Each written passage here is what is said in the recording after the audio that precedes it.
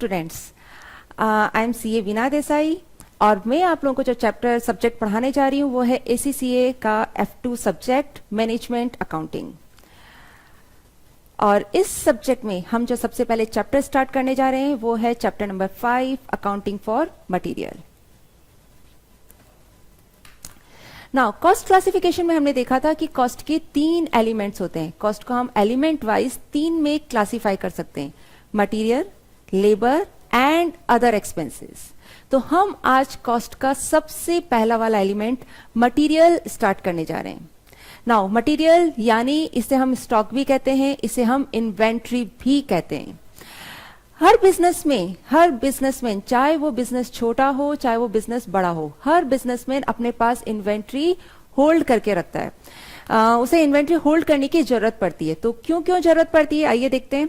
First इसका reason है it acts as a buffer in times when there is an unusually high rate of consumption। देखिए कभी भी जब हमें एकदम से अगर हमारी कुछ डिमांड आ जाए, कुछ एकदम आपके पास अर्जेंट ऑर्डर आ जाए, तो आप उस अर्जेंट ऑर्डर को फुलफिल कैसे करेंगे अगर आपके पास ऑलरेडी स्टॉक है। तो अर्जेंट ऑर्डर्स के लिए या फिर हमारे पास जो नीड्स आती है रॉ मटेरियल की या अदर दूसरी इन्वेंट्रीज की रिक्वायरमेंट की, उनको फुलफिल करने के लिए हम अपने पास इन्वेंट्री होल्ड करके रखते हैं। सेकंड है it enables the business to take advantage of quantity discounts by buying in bulk. देखिए आप मार्केट जाते हैं, अगर आप एक शर्ट खरीदते हैं एंड सपोज उस शर्ट की प्राइस है ₹500, और अगर आप कहते हैं कि अगर मैं 2 शर्ट लेता हूं या 5 शर्ट्स लेते हैं आप, तो आपको शॉपकीपर डिस्काउंट देता है। अब वो डिस्काउंट क्यों दिया जाता है, वो डिस्काउंट कहलाता है क्वांटिटी डिस्काउंट, क्योंकि आप एक से ज्यादा क्वांटिटी ले रहे हैं।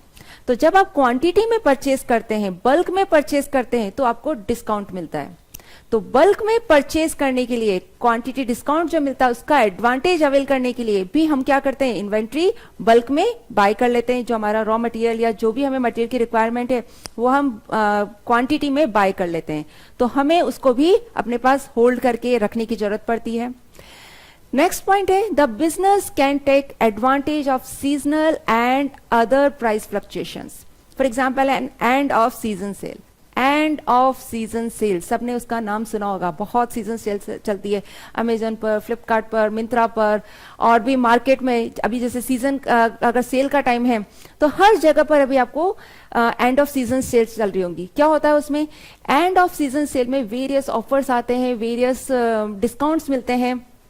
तो उन ऑफर्स, उन डिस्काउंट्स का एडवांटेज लेने के लिए भी हम क्या करते हैं, बल्क में परचेज कर लेते हैं। और बल्क में परचेज करते हैं इन्वेंट्री, तो हमारे पास इन्वेंट्री आती है और उस इन्वेंट्री को हमें होल्ड कर स्टॉक करके रखना होता है। एक और है any delay in production caused by lack of part is kept to a minimum, so production process will flow smoothly and efficiently. और क्यों हम लोग अपने पास इन्वेंट्री को होल्ड करके रखते हैं कि अगर किसी पार्ट की हमें रिक्वायरमेंट आ जाए जिसकी वजह से हमारा प्रोडक्शन इंटरप्ट हो सकता है, तो हमारे पास वो पार्ट उस वक्त रेडीली अवेलेबल रहे। कहने का मतलब है कि अगर हमारे पास इन्वेंट्री सफिशिएंट क्वांटिटी में होल्ड है, हमने सफिशिएंट क्वांटिटी में हमारे पास इन्वेंट्री होल्ड करके रखी हुई है, तो हमारे पास स्टॉक आउट की पोजीशन नहीं होगी, डिले नहीं होगा प्रोडक्शन में, प्रोडक्शन इंटरप्ट नहीं होगा। तो इन सब रीजंस के लिए हम लोग अपने पास क्या करते हैं, इन्वेंट्री को होल्ड करके रखते हैं। बिजनेस में इन्वेंट्री की जरूरत पड़ती है। तो अगेन बिजनेस में हमारे पास इन्वेंट्री हम लोग अपने पास स्टोर करके क्यों रखते हैं, क्या क्या रीजंस है। ये एक तो जब हमारे पास unusually high rate of consumption आता है या हमारे पास डिमांड आती है, उस वक्त हमारे पास इन्वेंट्री रेडीली अवेलेबल रहे, इसलिए हम अपने पास इन्वेंट्री स्टोर करके रखते हैं। क्वांटिटी डिस्काउंट का एडवांटेज लेने के लिए हम बल्क बाय करते हैं और उस बल्क बाइंग में जो इन्वेंट्री आती है उसको स्टोर करके रखते हैं। एंड ऑफ सीजन सेल्स या जो भी सेल वगैरह चल रही है, ऑफर्स चल रहे हैं, उन ऑफर्स का एडवांटेज लेने के लिए हम अपने पास इन्वेंट्री होल्ड करके रखते हैं। या हमारा प्रोडक्शन इंटरप्ट ना हो, कोई रॉ मटेरियल हमारे पास स्टॉक आउट ना हो जाए, इस सब से बचने के लिए भी हम अपने पास क्या करते हैं, अपने पास इन्वेंट्री होल्ड करके रखते हैं ताकि हमारा प्रोडक्शन प्रोसेस स्मूथली और एफिशिएंटली काम करता रहे। तो ये कुछ रीजंस हैं जिनकी वजह से हम अपने पास इन्वेंट्री होल्ड करके रखते हैं। Now procedure for ordering, purchasing and receiving material. तो रॉ मटेरियल जब हम ऑर्डर करते हैं, परचेज करते हैं, रिसीव करते हैं, उन सब का क्या प्रोसेस है, उस प्रोसेस को हम इस डायग्राम से समझते हैं। देखिए, जब हम बड़ी बड़ी कंपनीज के लिए की बात करते हैं तो बड़ी बड़ी कंपनीज में हर एक काम के लिए एक अलग डिपार्टमेंट होता है। फॉर एग्जांपल, अगर हमें परचेज करना है तो परचेज के लिए एक अलग डिपार्टमेंट है, that is purchase department. Store जो आता है वो आपके स्टोर में स्टोर आप इन्वेंट्री जो आती है वो आपको स्टोर में आप रखते हैं, तो कहाँ, उसको क्या बोलते हैं हम, स्टोर डिपार्टमेंट बोलते हैं। इसके बाद प्रोडक्शन डिपार्टमेंट, प्रोडक्शन डिपार्टमेंट जहां आपके गुड्स की मैन्युफैक्चरिंग होती है। तो ये तो 3 मेन डिपार्टमेंट हैं जो इन्वेंट्री में के यूज में इन्वॉल्व रहते हैं। इन्वेंट्री जो हम परचेज करते हैं वो कहां से परचेज करते हैं, सप्लायर से परचेज करते हैं। तो अभी हम लोग क्या देखने जा रहे हैं, क्या प्रोसीजर है इन्वेंट्री को ऑर्डर करने का, परचेज करने का, रिसीव करने का। 3 मेन डिपार्टमेंट कौन से, देखिए किसी भी कंपनी में 3 मेन डिपार्टमेंट कौन से होते हैं, production department, stores department and purchasing department. Department और भी हो सकते हैं but these are the main department. अब होता क्या है, देखिए सपोज मैन्युफैक्चरिंग डिपार्टमेंट है और मैन्युफैक्चरिंग डिपार्टमेंट में गुड्स की जरूरत आ रही है, रॉ मटेरियल की रिक्वायरमेंट आ रही है, ठीक है। तो प्रोडक्शन डिपार्टमेंट क्या करेगा, उसको रॉ मटेरियल चाहिए। अब वो रॉ मटेरियल कहां से लेगा, रॉ मटेरियल कहां स्टोर रहता है, हमारा स्टोर में स्टोर रहता है, स्टोर डिपार्टमेंट में। तो वो स्टोर डिपार्टमेंट से कहेगा कि मुझे इन रॉ मटेरियल की रिक्वायरमेंट है, अब मुझे ये रॉ मटेरियल प्लीज सप्लाई कर दो। अब जब कंपनीज की बात है तो हम लोग वहां पर क्या करते हैं, प्रॉपर कंट्रोल अप्लाई करते हैं। कंट्रोल वर्ड आपने पढ़ा होगा, ऑडिट में भी पढ़ा होगा, ताकि क्या रहे, हमारे सारे फंक्शन स्मूथली रहे, लॉसेस ना हो, फ्रॉड्स ना हो, इन सब से बचने के लिए हम क्या करते हैं, प्रॉपर कंट्रोल। और प्रॉपर कंट्रोल में क्या होता है, प्रॉपर कंट्रोल का एक मोस्ट इंपॉर्टेंट पॉइंट होता है डॉक्यूमेंटेशन। तो यहां पर भी कोई भी काम ऑरली नहीं चलता है, सारे काम प्रॉपरली डॉक्यूमेंटेड होते हैं। तो प्रोडक्शन डिपार्टमेंट को जब गुड्स चाहिए स्टोर डिपार्टमेंट से, तो वो उसको ऑरली नहीं कहता बल्कि एक डॉक्यूमेंट में लिख कर देता है कि मुझे इन गुड्स की रिक्वायरमेंट है। तो जो डॉक्यूमेंट होता है, वो जो डॉक्यूमेंट में लिख कर देता है, उस डॉक्यूमेंट को कहते हैं गुड्स रिक्विजिशन नोट, या इसको हम गुड्स रिक्विजिशन को नोट को एक और नाम देते हैं, that is material requisition note. Goods requisition note या मटेरियल रिक्विजिशन नोट कौन इश्यू करता है, गुड्स रिक्विजिशन नोट या मटेरियल रिक्विजिशन नोट, इसे इश्यू करता है प्रोडक्शन डिपार्टमेंट। कब इश्यू करता है, जब उसे किसी गुड्स की रिक्वायरमेंट होती है, कि प्रोडक्शन डिपार्टमेंट को जब भी कुछ गुड्स चाहिए होते हैं तो वो गुड्स कहां से लेगा, स्टोर डिपार्टमेंट से लेगा। गुड्स कहां से लेगा प्रोडक्शन डिपार्टमेंट, मैन्युफैक्चरिंग के लिए जब भी उसे रॉ मटेरियल या किसी भी गुड्स की जरूरत होगी, वो कहां से लेगा, उसे स्टोर डिपार्टमेंट से लेगा। और स्टोर डिपार्टमेंट से किस तरीके से लेगा, वो उसे एक नोट लिख के देगा, एक डॉक्यूमेंट देगा, जिसे हम डॉक्यूमेंट को कहते हैं मटेरियल रिक्विजिशन नोट या फिर गुड्स रिक्विजिशन नोट। उसमें पूरा स्पेसिफिकेशन होता है कि कौन सा गुड चाहिए, किस क्वालिटी का चाहिए और कितनी क्वांटिटी में चाहिए। अगर स्टोर डिपार्टमेंट के पास वो रेडीली अवेलेबल है, उस वक्त वो गुड्स रेडीली अवेलेबल है, तो वो क्या करेगा, वो गुड्स प्रोडक्शन डिपार्टमेंट को इश्यू कर देगा। ये रहा, issue to production department. But अगर वो उसके पास रेडीली अवेलेबल नहीं है तो वो क्या करेगा, परचेज करेंगे। अगर हमारे पास गुड्स अवेलेबल नहीं है और प्रोडक्शन डिपार्टमेंट को उसकी रिक्वायरमेंट है तो हम क्या करेंगे, उसे परचेज करेंगे। लेकिन परचेज स्टोर डिपार्टमेंट नहीं करता है, परचेज कौन करता है, परचेज डिपार्टमेंट। तो स्टोर डिपार्टमेंट क्या करेगा, परचेज डिपार्टमेंट से कहेगा कि हमें इन गुड्स की रिक्वायरमेंट है, आप उसे परचेज करके दे दो। अब स्टोर डिपार्टमेंट वो उसे परचेज करके देगा। अब परचेज किस तरह से करके देगा, अब सेम थिंग, ऑरली तो कहेगा नहीं कि भाई मुझे ये गुड्स चाहिए, उसके लिए वो उसे क्या करेगा, एक डॉक्यूमेंट देगा। स्टोर डिपार्टमेंट एक डॉक्यूमेंट इश्यू करेगा और उस डॉक्यूमेंट का नाम होता है परचेज रिक्विजिशन नोट। क्या होता है, परचेज रिक्विजिशन नोट। ये परचेज रिक्विजिशन नोट कौन इश्यू करता है, स्टोर डिपार्टमेंट इश्यू करता है। किसको इश्यू करते हैं, परचेजिंग डिपार्टमेंट को। क्या लिखा हुआ होता है उसमें, उस गुड्स का स्पेसिफिकेशन होता है कि जो जो गुड्स स्टोर में रिक्वायर्ड है, तो जो जो गुड्स स्टोर डिपार्टमेंट को चाहिए, जितनी जितनी क्वांटिटी में चाहिए, वो सारा वो परचेज रिक्विजिशन नोट में लिख देते हैं। तो बच्चों अभी हमने दो तरह के नोट देखे। पहला नोट कौन सा देखा, गुड्स रिक्विजिशन नोट या material requisition note, and second देखा है purchase requisition note. Once again, goods या मटेरियल रिक्विजिशन नोट कौन इश्यू करता है, प्रोडक्शन डिपार्टमेंट इश्यू करता है। जब उससे किसी रॉ मटेरियल को मैन्युफैक्चरिंग के लिए, प्रोडक्शन के लिए कोई रॉ मटेरियल की रिक्वायरमेंट होती है तो वो स्टोर डिपार्टमेंट से उसको चाहिए होता है कुछ भी रॉ मटेरियल, तो वो क्या करता है, गुड्स रिक्विजिशन नोट या मटेरियल रिक्विजिशन नोट की डिमांड, मटेरियल रिक्विजिशन नोट में अपने गुड्स की डिमांड करता है। स्टोर डिपार्टमेंट को कोई गुड्स चाहिए जो उसके स्टोर में नहीं है तो वो परचेज डिपार्टमेंट से कहेगा परचेज के लिए, और किस में कहेगा, परचेज रिक्विजिशन नोट में। नाउ अब परचेज डिपार्टमेंट क्या करेगा, उस गुड्स को परचेज करेगा। तो वो ऐसे ही जाके मार्केट में परचेज नहीं करता, उसको परचेज करने के लिए प्रॉपर एक स्टेप्स होती हैं, वो प्रॉपर स्टेप्स फॉलो करनी होती हैं। तो देखिए कैसे करेगा वो। अब परचेज डिपार्टमेंट के पास वेरियस ऑप्शंस होते हैं, क्योंकि मार्केट में क्या है, बहुत सारे सप्लायर्स होते हैं, बहुत सारे सप्लायर्स होते हैं, और जो उन गुड्स को वेरियस प्राइसेस और वेरियस क्वालिटीज के सप्लाई करते हैं। तो परचेज डिपार्टमेंट क्या करता है, उन सप्लायर से टेंडर्स मंगवाते, कोटेशंस इनवाइट करते हैं, कोटेशंस इनवाइट करते हैं टेंडर्स के लिए। तो जितने भी सप्लायर्स होते हैं, फॉर एग्जांपल 3 सप्लायर हैं मार्केट में जो हमें पर्टिकुलर गुड चाहिए, ए, बी एंड सी। तो ये तीनों क्या करते हैं, अपनी अपनी प्राइस कोट करते हैं, परचेज डिपार्टमेंट को अपनी अपनी प्राइस कोट करके देते हैं कि हमारे पास ये रॉ मटेरियल इस क्वालिटी का इतनी इतनी प्राइस में अवेलेबल है। परचेज डिपार्टमेंट क्या करता है, उनकी सारी प्राइसेस लेता है, उनके टेंडर्स जो आते हैं उनको लेता है, और फिर उनको अच्छे से इवेल्यूएट करता है और देखता है कि इनमें से किस सप्लायर की जो प्राइस है वो रीजनेबल है, आई मीन कम है, और क्वालिटी वाइज भी अच्छा है, और उनकी स्पेसिफिकेशन से कौन सा मैच कर रहा है। तो जो ऑर्डर, जो सप्लायर की कोटेशंस परचेज डिपार्टमेंट की स्पेसिफिकेशन से मैच करती है, जिसकी प्राइस कम है, क्वालिटी वाइज अच्छा है, परचेज डिपार्टमेंट क्या करता है, उस सप्लायर को चूज कर लेता है। तो जैसे उन्होंने सपोज चूज किया सप्लायर नंबर ए, सपोज उन्होंने सप्लायर ए को चूज कर लिया।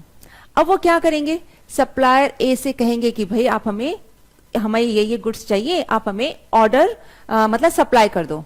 लेकिन किस तरह से, अगेन प्रॉपर सारा काम डॉक्यूमेंटेड होगा। तो किस तरह से वो ऑर्डर प्लेस करते हैं, तो ऑर्डर प्लेस करने के लिए एक और डॉक्यूमेंट इश्यू किया जाता है, और उस डॉक्यूमेंट का नाम है परचेज ऑर्डर। तो परचेज ऑर्डर कौन इश्यू करता है, परचेज ऑर्डर इश्यू करते हैं परचेजिंग डिपार्टमेंट। किसको इश्यू किया जाता है, एक्सटर्नल सप्लायर, यानी जो आपका सप्लायर है गुड सप्लाई करने वाला, उसको इश्यू किया जाता है। और इसमें लिखा जाता है कि उनको कौन सा रॉ मटेरियल चाहिए, कितनी क्वांटिटी में चाहिए, और प्राइस कौन सी, वो प्राइस जो उन्होंने कोटेशंस में कोट की थी उस प्राइस का भी वहां पर मेंशन होता है। तो purchase order purchasing department issue करता है एक्सटर्नल सप्लायर को। अब सप्लायर के पास क्या हुआ, परचेज ऑर्डर पहुंच गया, परचेज ऑर्डर पहुंच गया है। अब वो क्या करेंगे, गुड्स को सप्लाई करेंगे। ठीक है, किसको सप्लाई करेंगे, गुड्स को, एक्सटर्नल सप्लायर गुड्स सप्लाई करता है स्टोर डिपार्टमेंट को। तो जो गुड्स था वो इन्होंने स्टोर डिपार्टमेंट को सप्लाई किया, deliver goods to store department. अब जब वो स्टोर डिपार्टमेंट को गुड्स डिलीवर करता है तो उसके साथ में एक नोट देता है, और उस नोट का नाम होता है डिलीवरी नोट। कौन सा नोट होता है वो, डिलीवरी नोट। ये डिलीवरी नोट सप्लायर जब गुड्स सप्लाई करता है स्टोर डिपार्टमेंट को, तो उसके साथ में डिलीवरी नोट आता है। गुड्स जो सप्लाई हो रहा है, गुड्स के साथ में डिलीवरी नोट आता है। उसमें लिखा हुआ होता है कि ना जो भी गुड्स हैं ये इतने इतने मतलब इस कोड नंबर का है, इस स्पेसिफिकेशन का है, ये गुड्स है और इतनी इतनी क्वांटिटी है। तो वो डिलीवरी नोट आता है यहाँ पर। ठीक है, अब ये सप्लायर ने गुड्स दिया स्टोर डिपार्टमेंट को और साथ में डिलीवरी नोट आ गया। अब स्टोर डिपार्टमेंट क्या करता है, स्टोर डिपार्टमेंट ऐसे ही, देखिए गुड्स आता है तो ऐसे ही अपने पास नहीं रख लेते, पहले वो क्या करते हैं, उन गुड्स को इंस्पेक्ट करते हैं, उनकी पूरी एक इंस्पेक्शन की टीम लगती है वहां पर, और वो सारे गुड्स इंस्पेक्ट करती है और देखती है कि वो गुड्स वही है ना जो हमने यहाँ पर ऑर्डर प्लेस किया था। ठीक है, तो वहां पर वो उन गुड्स की क्या करते हैं, इंस्पेक्शन करते हैं। अगर गुड्स उनके स्पेसिफिकेशन के अकॉर्डिंग नहीं होते हैं तो यहां पर वापस वो उनको क्या करते हैं, रिटर्न कर देते हैं। और किस में रिटर्न करते हैं, रिटर्न करते वक्त एक और नोट इश्यू किया जाता है और उस नोट का नाम होता है गुड्स रिटर्न नोट। क्या नाम होता है, अगर गुड्स जो स्टोर डिपार्टमेंट को चाहिए था वैसा नहीं है, यानी रिजेक्ट हो गया है, तो वो क्या करते हैं, उसको स्टोर डिपार्टमेंट एक्सटर्नल सप्लायर को वो गुड्स रिटर्न कर देते हैं। और रिटर्न करते वक्त जो नोट इश्यू किया जाता है उसका नाम होता है गुड्स रिटर्न नोट। नाउ अब जब वो उन्होंने जो गुड्स नहीं था वो तो उन्होंने रिटर्न कर दिया, लेकिन जो गुड्स सही था उनकी स्पेसिफिकेशन के अकॉर्डिंग था, वो क्या करेगा, स्टोर डिपार्टमेंट अपने पास रख लेगा। और जब वो उसे अपने पास रखेगा तो वो एक और डॉक्यूमेंट इश्यू करता है और उसका नाम होता है गुड्स रिसीव्ड नोट। क्या नाम होता है उसका, गुड्स रिसीव नोट। मतलब कौन कौन सा गुड्स था जो सप्लायर ने भेजा और जिसे उन्होंने रिसीव करके अपने पास रख लिया। उसमें नीचे एक ये भी मेंशन होता है कि इतना गुड्स आया था और हमने रिटर्न कर दिया। बाकी रिटर्न करने के लिए एक और नोट इश्यू किया जाता है, गुड्स रिटर्न नोट। तो गुड्स रिसीव नोट कौन बनाता है, स्टोर डिपार्टमेंट बनाता है। सप्लायर से जो गुड्स आया है उसको दिखाने के लिए कि हमारे पास ये गुड्स आया है, ये स्पेसिफिकेशन के अकॉर्डिंग है जिसे हमने रख लिया है, उसकी एक कॉपी वो कहां भेज देता है, परचेज डिपार्टमेंट को भेज देता है। फिर क्या करता है सप्लायर, परचेज इनवॉइस, क्योंकि उसने तो गुड्स भेज दिया ना, तो वो क्या करता है, परचेज इनवॉइस इशू कर देता है। और वो परचेज इनवॉइस किसको देता है, वो भेजता है परचेजिंग डिपार्टमेंट को या अकाउंट्स डिपार्टमेंट को परचेज इनवॉइस भेज देता है। तो जिन अकाउंट्स डिपार्टमेंट या परचेज डिपार्टमेंट जिनके पास भी परचेज इनवॉइस पहुंची है, वो लोग क्या करते हैं, ये गुड्स रिसीव्ड नोट से और परचेज ऑर्डर से, इन दोनों से मैच करते हैं उस इनवॉइस को। क्या मैच करेंगे कि हमने परचेज ऑर्डर में जो गुड्स ऑर्डर किए थे वही गुड्स हमने रिसीव किया है, गुड्स रिसीव नोट में वही गुड्स हैं जो हमने ऑर्डर किया था, और इनवॉइस में भी वही गुड्स मेंशन है। कहीं ऐसा तो नहीं है कि हमने इनवॉइस में कुछ और ही गुड्स दे रखा, वो हमने रिसीव ही ना किया हो या हमने वो ऑर्डर ही ना किया हो। फिर रेट भी देखी जाती है कि जो हमने परचेज ऑर्डर में रेट मेंशन की थी वही रेट परचेज इनवॉइस में है। तो हम पूरा मैच किया करते हैं वहां पर। अगर सारी चीजें ठीक निकलती हैं तो परचेसिंग डिपार्टमेंट क्या करता है, एक्सटर्नल सप्लायर को पेमेंट कर देता है। नाउ अब ये गुड्स स्टोर डिपार्टमेंट के पास आ गया। अब स्टोर डिपार्टमेंट क्या करता है, ये गुड्स जो अगर गुड्स रिक्विजिशन नोट में मेंशन था उसके पास नहीं था, तो अब उसके पास वो आ गया है। अब वो क्या करेगा, इसको प्रोडक्शन डिपार्टमेंट को वो इश्यू कर देगा। ठीक है, तो इश्यू किस बेसिस पर किया, ये जो उन्होंने नोट दिया था, प्रोडक्शन डिपार्टमेंट ने जो गुड्स रिक्विजिशन नोट या मटेरियल रिक्विजिशन नोट दिया था उसके बेसिस पर वो गुड्स यहां पर इश्यू कर देते हैं।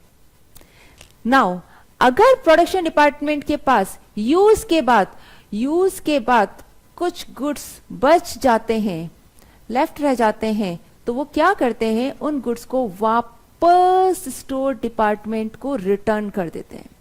तो रिटर्न करते वक्त एक और नोट इश्यू किया जाता है, वो है मटेरियल रिटर्न नोट। कौन सा नोट होता है, that is material return note.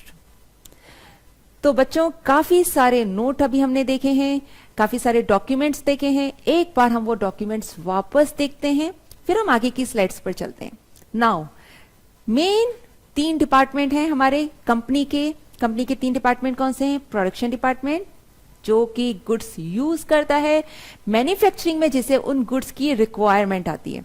दूसरा डिपार्टमेंट है स्टोर डिपार्टमेंट, जहां हमारे सारे गुड्स स्टोर रहते हैं। तीसरा डिपार्टमेंट है परचेजिंग डिपार्टमेंट, जिसका काम होता है रॉ मटेरियल को बाहर के सप्लायर से परचेज करना। गुड्स जो हम परचेज करते हैं वो कहां से करते हैं, एक्सटर्नल सप्लायर से। ये एक्सटर्नल सप्लायर आपकी कंपनी के बाहर का बंदा है जो आपको गुड्स सप्लाई करता है। नाउ अब हम डॉक्यूमेंट्स एक बार वापस रिवाइज कर रहे हैं। ये डॉक्यूमेंट्स बहुत इंपॉर्टेंट है, एग्जाम्स में इस पर काफी क्वेश्चंस आते हैं। ओके, तो ध्यान से हम वापस डॉक्यूमेंट्स देख रहे हैं। प्रोडक्शन डिपार्टमेंट को जब भी गुड्स की जरूरत आती है, जो भी रॉ मटेरियल की रिक्वायरमेंट होती है, वो कहां से लेगा? स्टोर डिपार्टमेंट से लेगा। लेकिन स्टोर डिपार्टमेंट से लेते वक्त जो डॉक्यूमेंट इशू किया जाता है, उस डॉक्यूमेंट का नाम क्या है? मटेरियल रिक्विजिशन नोट या फिर गुड्स रिक्विजिशन नोट।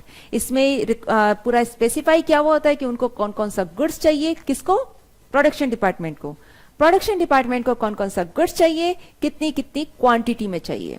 ठीक है, तो पहला नोट हो गया हमारा गुड्स रिक्विजिशन नोट या material requisition note.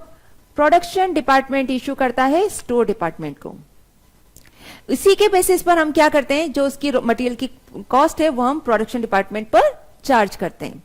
Now store department के पास अगर वो गुड्स है तो वो क्या करता है? डायरेक्टली इनको इशू कर देता है। और अगर नहीं है तो वो क्या करेगा? परचेज डिपार्टमेंट से कहेगा कि मुझे इन गुड्स की जरूरत है, आप इसे मंगवा लो। अब जब वो उसे कहेगा तो वो क्या कहेगा? उसके लिए एक डॉक्यूमेंट इशू किया जाएगा और उस डॉक्यूमेंट का नाम है परचेज रिक्विजिशन नोट। ये परचेज रिक्विजिशन नोट कौन बनाता है? स्टोर डिपार्टमेंट बनाता है। परचेज डिपार्टमेंट को देने के लिए इसमें स्पेसिफाई क्या होता है कि हमें कौन कौन सा रॉ मटेरियल यानी कौन कौन से इन्वेंट्री की रिक्वायरमेंट है, कितनी कितनी क्वांटिटी की रिक्वायरमेंट है जिसे परचेज करने की जरूरत है। परचेज डिपार्टमेंट इसे कहां से परचेज करता है? एक्सटर्नल सप्लायर से परचेज करता है। एक्सटर्नल सप्लायर से जब वो इसे परचेज करता है तो वो एक डॉक्यूमेंट इशू करता है जिसका नाम है परचेज ऑर्डर। तो परचेज ऑर्डर कौन इशू करता है? परचेजिंग डिपार्टमेंट इशू करता है। किसको इशू किया जाता है? एक्सटर्नल सप्लायर को इशू किया जाता है। ओके, और इस परचेज ऑर्डर में लिखा होता है कि उन्हें कौन कौन सा गुड्स चाहिए, कितनी कितनी क्वांटिटी में चाहिए और किस रेट पर चाहिए। क्योंकि वो रेट कहां से होती है? इन्होंने जो अपने कोटेशंस दी होती हैं उसमें वो रेट मेंशन होती है, उसी रेट को यहां पर कोट किया जाता है। ओके, नाउ अब एक्सटर्नल सप्लायर क्या करता है? जैसे ही उनके पास परचेज ऑर्डर पहुंचता है वो गुड्स क्या करते हैं? सप्लाई कर देते हैं।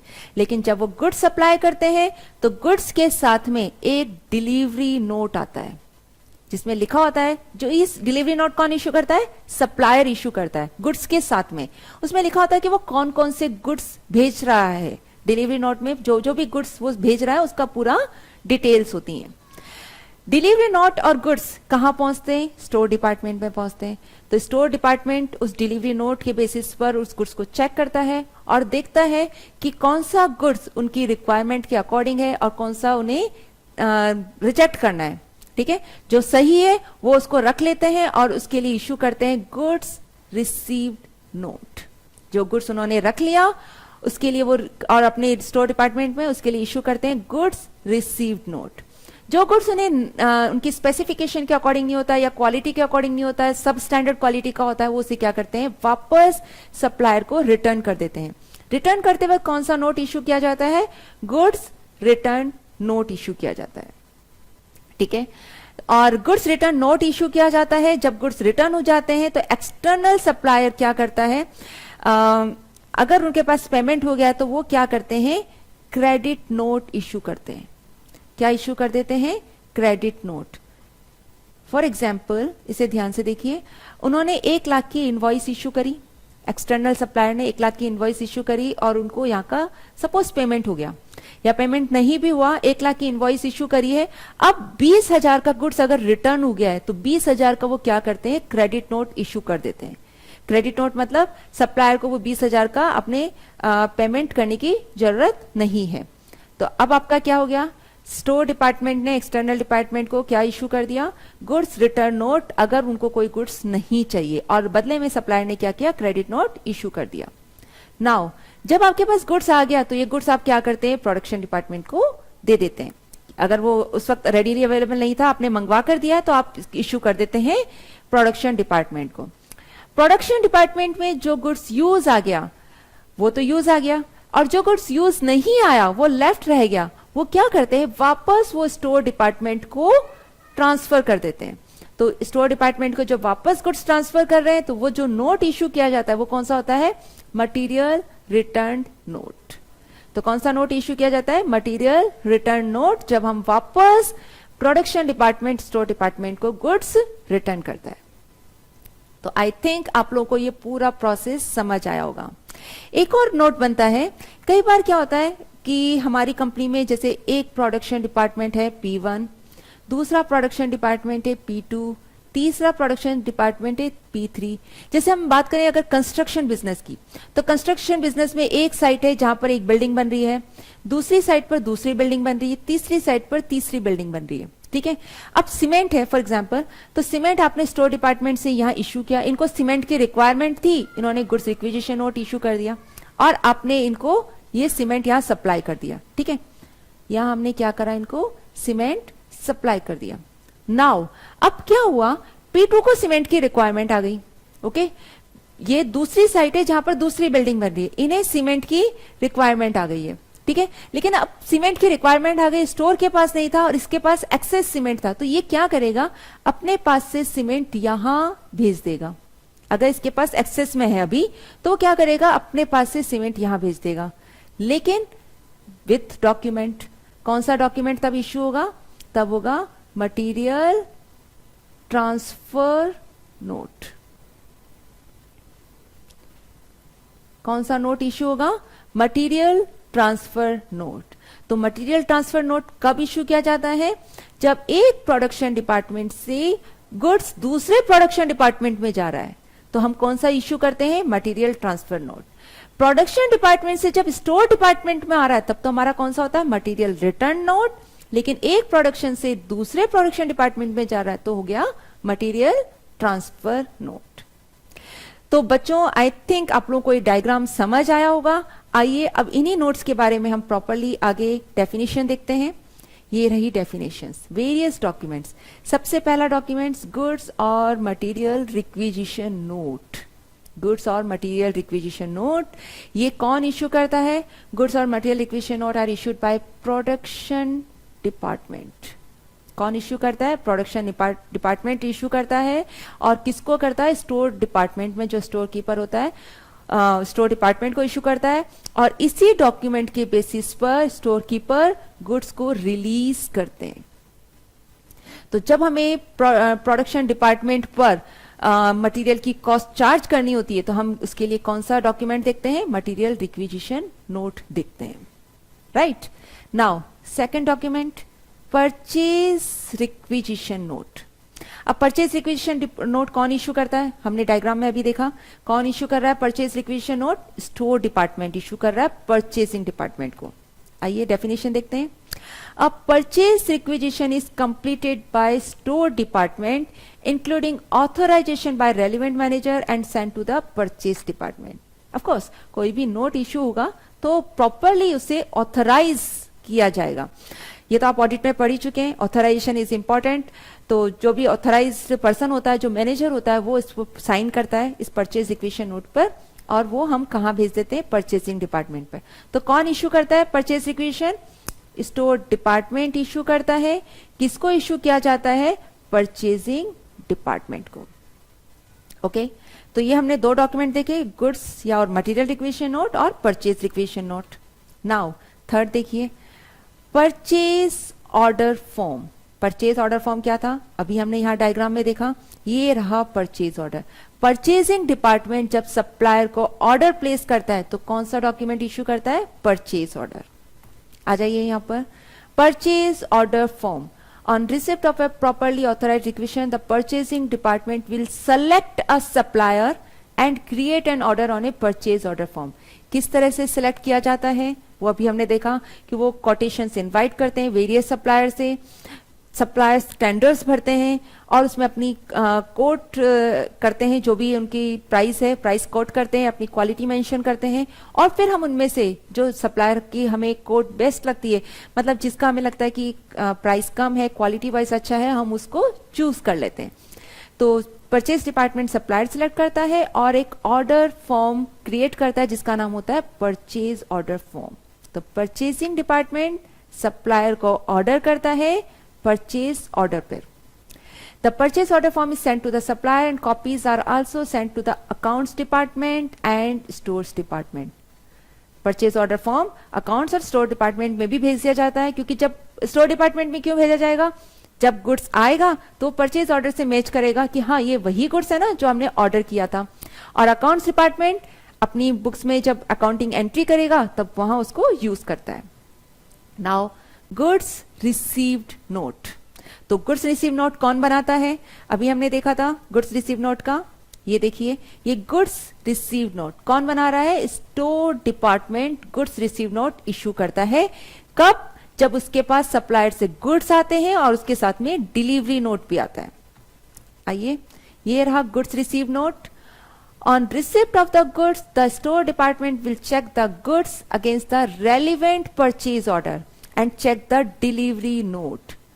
क्या करता है, जब गुड्स रिसीव होता है तो स्टोर डिपार्टमेंट जो भी गुड्स आए उनको रेलिवेंट परचेज ऑर्डर, जो परचेज ऑर्डर दिया होता है उससे चेक करता है। देखिए अभी हमने देखा कि परचेज ऑर्डर की कॉपी स्टोर डिपार्टमेंट के पास भी जाती है, तो जब इसके पास जाती है तो वो क्या करता है कि उस परचेज ऑर्डर और डिलीवरी नोट जो सप्लायर ने साथ में डिलीवरी नोट भेजा है उससे वो गुड्स रिसीव नोट को चेक करता है और उसमें क्या लिखता है, goods full details of goods are then entered in the goods receive note. वो उस गुड्स रिसीव नोट में फुल डिटेल्स एंटर कर देता है कि ये गुड्स हमारे पास आए हैं, इस क्वालिटी का है, इस स्पेसिफिकेशन का है, इतनी इतनी क्वांटिटी में आया है, तो इसमें क्वांटिटी वगैरह सब कुछ मेंशन होती है।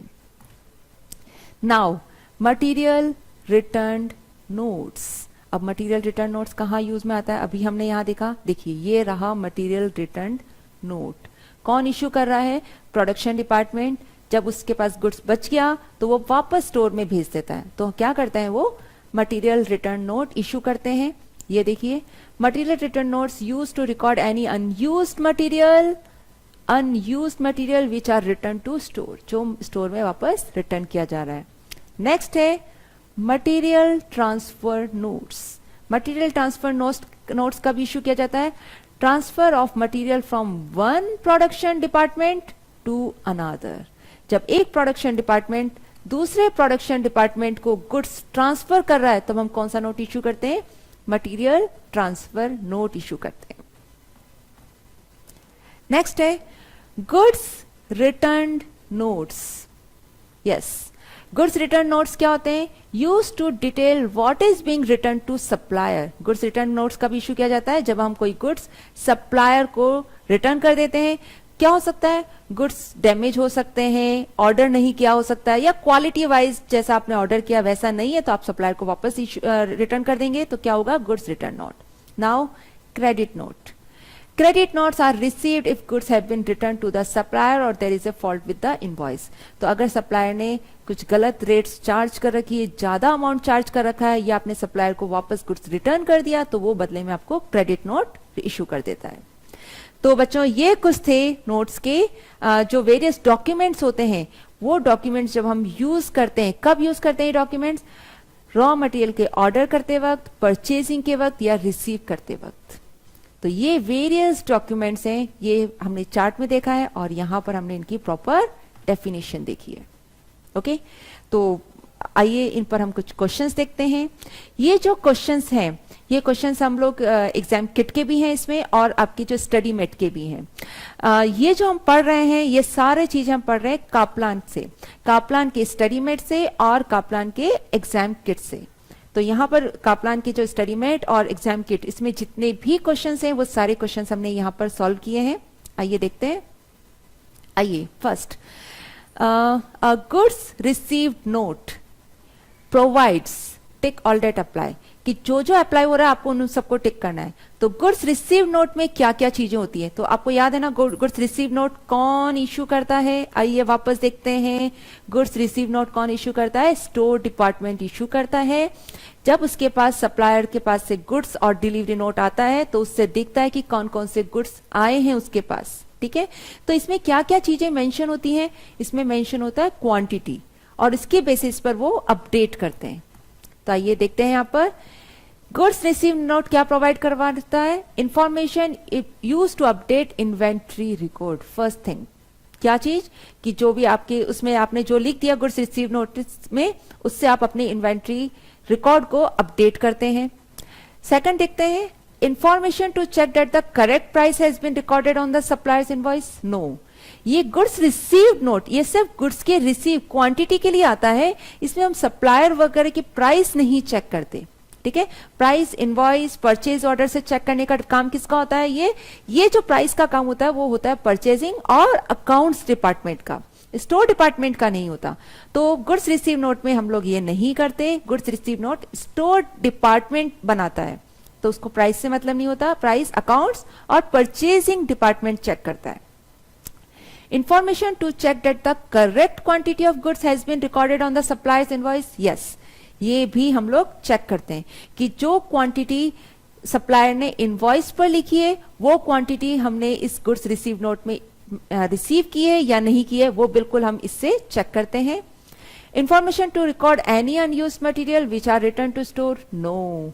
अनयूज्ड मटेरियल जो हमने स्टोर में रिटर्न करते हैं उसके लिए कौन सा यूज होता है? उसके लिए मटेरियल रिटर्न नोट इश्यू किया जाता है।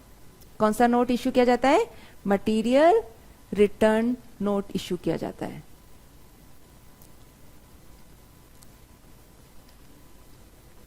तो इसका आंसर क्या होगा? फर्स्ट वाला एंड थर्ड वाला। आइए देखते हैं। यस, ये रहा इसका solution, first and third. Now next question देखते हैं। The following documents are used within a cost accounting system. तो कॉस्ट अकाउंटिंग सिस्टम में ये सारे डॉक्यूमेंट्स यूज होते हैं। Invoice from supplier, purchase order, purchase requisition, store requisition. तो ये सारे कॉस्ट अकाउंटिंग सिस्टम में हमारे होते हैं। नाउ क्वेश्चन क्या है? Which two of the documents are matched with the goods received note in the buying process. खरीदते वक्त हम गुड्स रिसीव नोट से क्या क्या मैच करते हैं? तो क्या मैच करते हैं? एक तो हम मैच करते हैं परचेज ऑर्डर। क्या मैच करते हैं? एक तो हम परचेज ऑर्डर मैच करते हैं और एक इनवॉइस फ्रॉम सप्लायर। तो देखिए कैसे परचेज ऑर्डर क्यों मैच करते हैं कि गुड्स रिसीव नोट में हम चेक करते हैं कि जो हमने ऑर्डर प्लेस किया था सप्लायर को वही गुड्स हमारे पास आया है। गुड्स रिसीव नोट से हम एक ये चेक करते हैं, और जो उसने इनवॉइस बनाई है हम वो भी चेक करते हैं कि जो हमने गुड्स रिसीव किया है एक्चुअल में इनवॉइस में वही चीजें मेंशन है ना। तो हम दोनों चीजें चेक करते हैं। क्या चीज? गुड्स रिसीव नोट से हम मैच करते हैं invoice from supplier and purchase order, right. Invoice from supplier क्यों? कि जो हमने गुड्स रिसीव किया सप्लायर ने उसी की इनवॉइस बनाई है। और परचेज ऑर्डर से क्यों मैच करते हैं? कि जिसका हमने ऑर्डर प्लेस किया एक्चुअल में हमने वही गुड्स रिसीव किया है। तो हमारा आंसर क्या होगा? A. Now which of the following is in correct chronological sequence for sales document. देखिए अब हम बात किसकी कर रहे हैं? सेल्स की बात कर रहे हैं। सेल्स कौन लेता है? हमारा जो कस्टमर आता है, ठीक है। अब कस्टमर आता है वो किस तरह से आपसे गुड्स खरीदता है? तो सबसे पहले तो वो आता है सेल्स के लिए, तो क्या करता है वो? पहले तो आपकी गुड्स की इंक्वायरी करेगा, ठीक है। पहले तो इंक्वायरी करेगा कि वो गुड्स है भी नहीं आपके पास जो उसको चाहिए, और फिर वो उसको चेक करेगा और चूज करेगा कि हाँ उसको ये वाला गुड चाहिए। जब वो उसको पसंद आ जाएगा तो वो क्या करता है? उस गुड्स का ऑर्डर देता है, ठीक है। तो पहले इंक्वायरी होती है, फिर ऑर्डर होता है, ठीक है। फिर जब उसने आपको ऑर्डर दे दिया तो आप क्या करेंगे? उसके लिए इनवॉइस बनाएंगे। थर्ड हमारी स्टेप क्या होती है?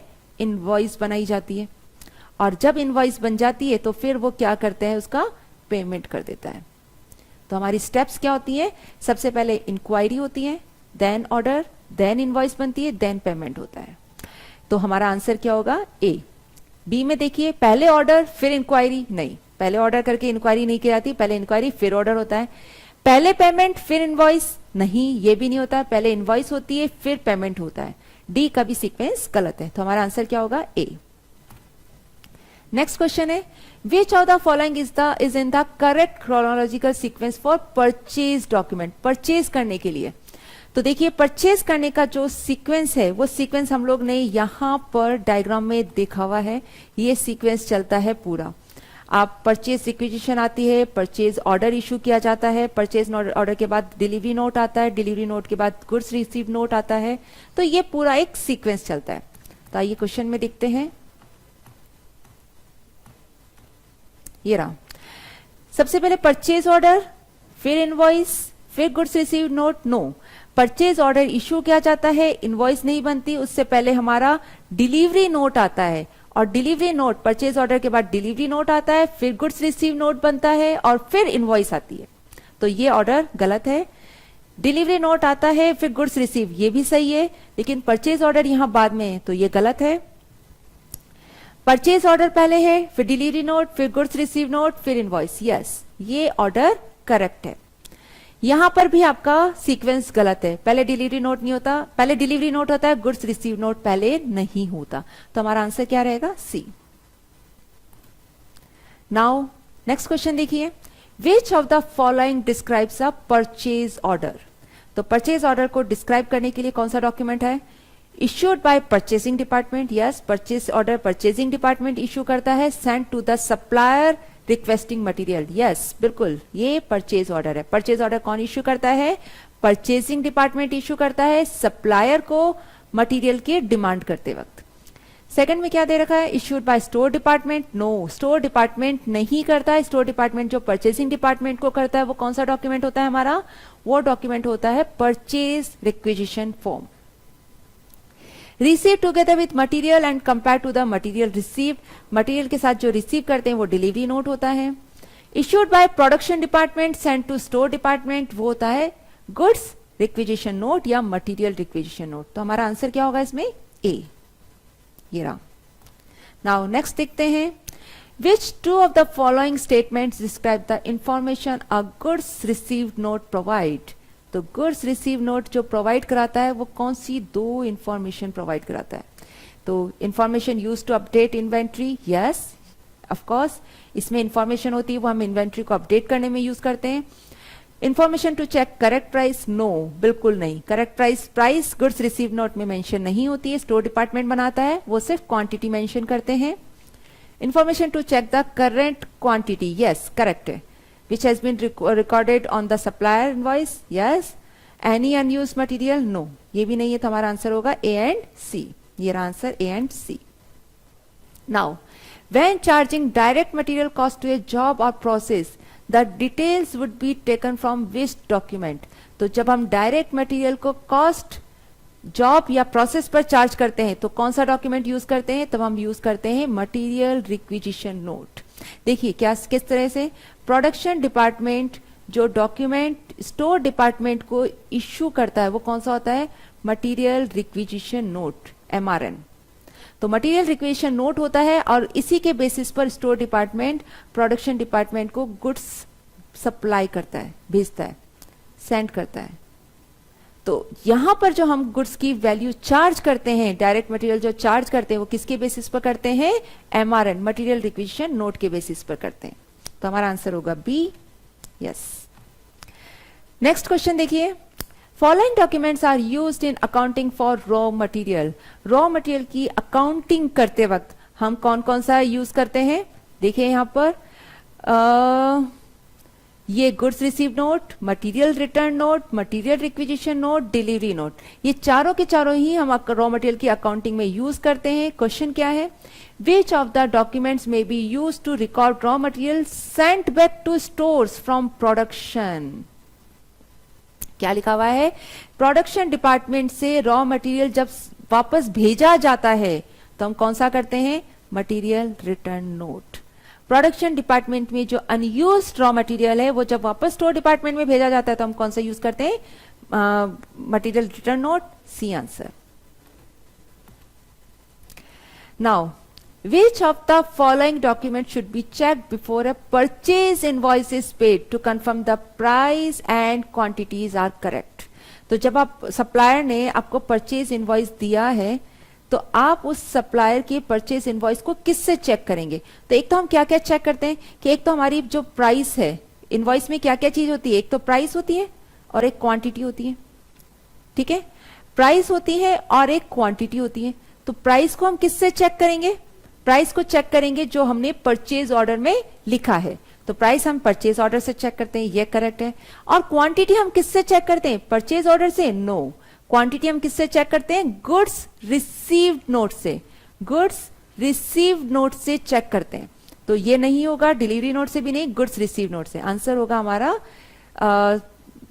ये वाला डी। देखिए, प्राइस हम जो चेक करते हैं वो परचेज ऑर्डर से चेक करते हैं, क्वांटिटी जो चेक करते हैं वो गुड्स रिसीव नोट से चेक करते हैं कि वाकई में हमने कितनी गुड्स रिसीव किया है। ठीक है, तो हमारा आंसर क्या होगा? डी।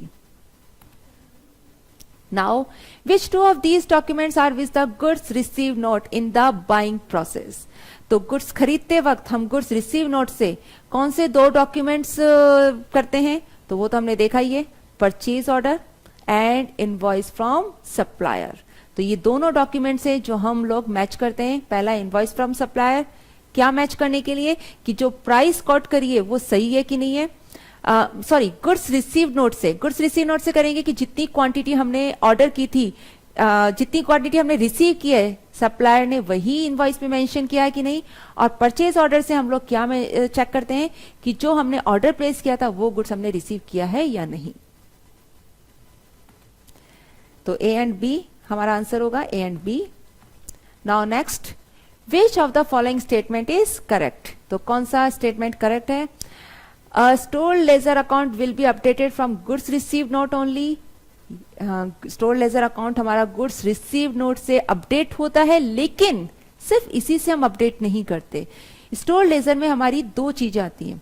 स्टोर लेजर में एक तरफ हम करते हैं इशू एंड दूसरा होता है हमारा जो हमने रिसीव किया है। स्टोर लेजर क्या होता है? स्टोर डिपार्टमेंट का डॉक्यूमेंट होता है कि स्टोर में जो गुड्स आ रहे हैं वो हम रिसिप्ट साइड में लिखते हैं और जो गुड्स हम वहां से स्टोर से जा रहा है उसे हम इशू साइड में लिखते हैं। ठीक है, तो यहां पर हमें गुड्स इशू और रिसिप्ट दोनों देखना होता है। तो गुड्स रिसीव नोट में सिर्फ रिसिप्ट मेंशन होता है, तो ये पार्टली करेक्ट है, मतलब करेक्ट नहीं है क्योंकि यहां ओनली लिखा हुआ है, तो ये गलत है। Store requisition will only detail the type of product required, ये भी गलत है। स्टोर रिक्वेजिशन में आपका टाइप ऑफ प्रोडक्ट तो होता ही है, साथ में क्वांटिटी भी मेंशन होती है। इसमें स्टोर रिक्वेजिशन में क्वांटिटी भी मेंशन होती है। जो स्टोर रिक्वेजिशन होता है कि उनको कौन सा प्रोडक्ट चाहिए और कितनी क्वांटिटी में चाहिए, वो दोनों चीजें मेंशन होती है, तो ये भी गलत है। The term lead time is best used to describe time between receiving an order and paying for it, ये भी गलत है। लीड टाइम क्या होता है अभी हम आगे डिटेल में और पढ़ने वाले हैं, फिर भी एक बार शॉर्ट में देख लेते हैं।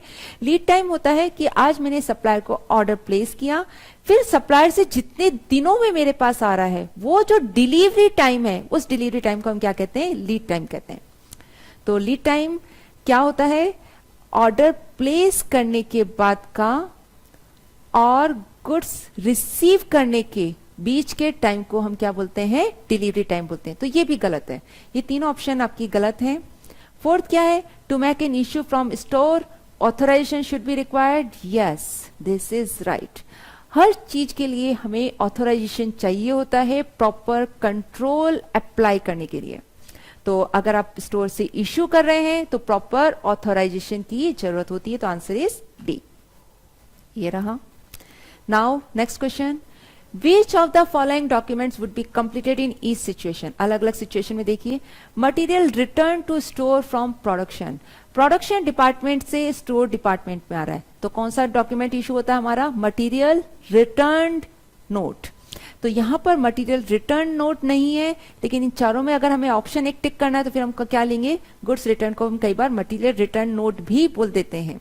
ओके, यानी मटेरियल रिटर्न नोट को कई बार हम गुड्स रिटर्न नोट भी मेंशन कर देते हैं, तो आंसर होगा D, goods return note. Form completed by store department detailing inventory requirement. अब स्टोर डिपार्टमेंट को जो मटेरियल की जरूरत है, यानी वो किसको बोलेगा? स्टोर डिपार्टमेंट परचेज डिपार्टमेंट को बोलेगा कि मुझे इन की जरूरत है, तो कौन सा डॉक्यूमेंट इशू होगा? Purchase requisition.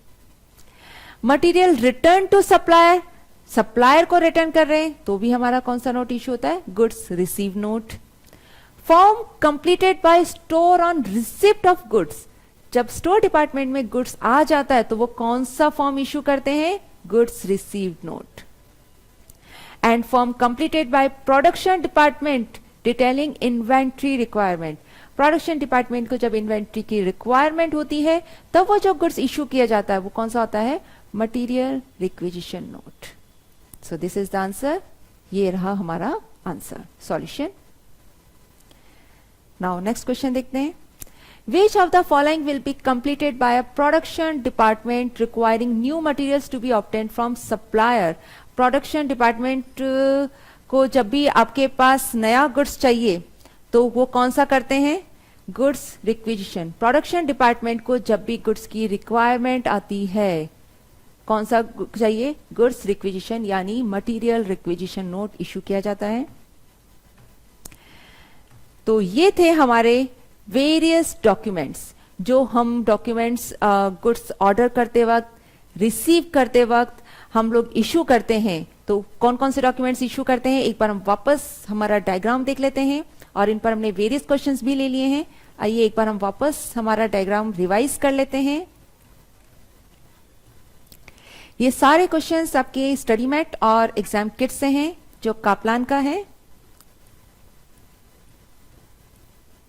तो ये वाला चार्ट आपको सारे डॉक्यूमेंट्स की फुल डिटेल्स देता है। सबसे पहले प्रोडक्शन डिपार्टमेंट को जब भी गुड्स की रिक्वायरमेंट है स्टोर डिपार्टमेंट से लेता है, नोट इशू किया जाता है, डॉक्यूमेंट इशू किया जाता है, उसका नाम है गुड्स रिक्वेशन नोट या फिर material requisition note. Store department को जब भी गुड्स खरीदना होता है तो वो परचेसिंग डिपार्टमेंट से कहता है। और किससे कहता है, किस तरह से कहता है? डॉक्यूमेंट इशू करता है purchase requisition note. Purchase department जब सप्लायर को ऑर्डर प्लेस करता है किससे करता है? परचेज ऑर्डर से। जब एक्सटर्नल सप्लायर गुड्स भेजता है स्टोर डिपार्टमेंट को तो गुड्स के साथ में डिलीवरी नोट भेजता है। जब स्टोर डिपार्टमेंट गुड्स रिसीव करता है तो जो जो गुड्स उसने रिसीव किया उसको वह कहां मेंशन करता है? गुड्स रिसीव्ड नोट में मेंशन करते हैं। और जो गुड्स रिटर्न कर दिया जाता है उसको मेंशन किया जाता है गुड्स रिटर्न नोट में। प्रोडक्शन डिपार्टमेंट अगर कुछ अनयूज्ड मटेरियल स्टोर डिपार्टमेंट में वापस भेजते हैं तो कौन सा डॉक्यूमेंट इशू किया जाता है? Material return note. एंड एक प्रोडक्शन डिपार्टमेंट जब दूसरे प्रोडक्शन डिपार्टमेंट को कोई गुड्स ट्रांसफर करते हैं तो होता है मटेरियल ट्रांसफर नोट इशू किया जाता है। तो ये वेरियस डॉक्यूमेंट्स हैं और ये प्रोसेस। आई होप आप सब लोगों को ये डॉक्यूमेंट्स समझ में आ गए होंगे कि कौन कौन से डॉक्यूमेंट्स हैं, इनफैक्ट याद भी हो गए होंगे और साथ में ये पूरा प्रोसेस भी इजीली समझ आ गया होगा। क्वेश्चंस काफी सारे हमने यहाँ कर लिए हैं। आप इन सारे क्वेश्चंस को एक बार वापस प्रैक्टिस करिए। आज के लिए हम इतना ही करेंगे। Thank you.